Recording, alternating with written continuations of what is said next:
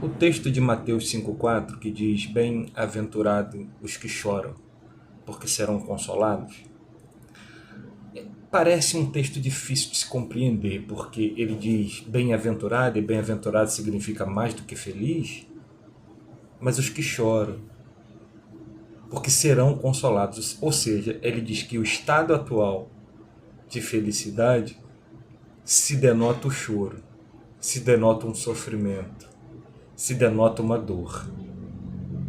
O que a gente às vezes esquece é que para enfrentar o texto bíblico, a gente precisa de algumas ferramentas de compreensão para que a gente possa colocar o texto bíblico exatamente no lugar onde ele pretende estar.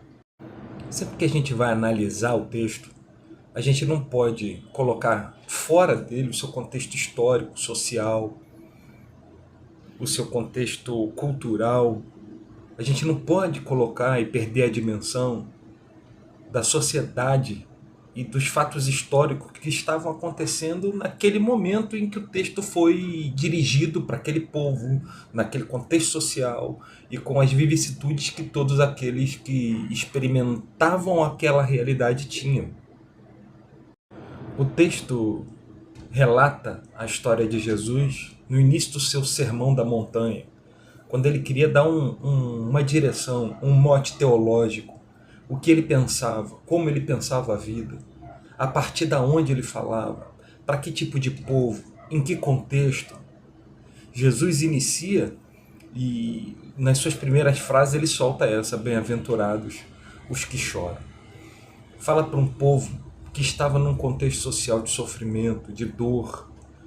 Fala para um povo que estava oprimido, escravo de um sistema romano.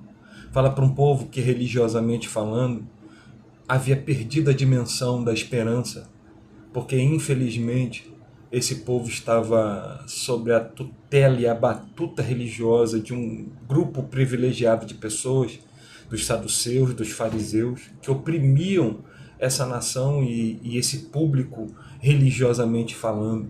Fala de um povo que estava vivendo uma injustiça histórica, economicamente falando, falido, impedido, não permitido.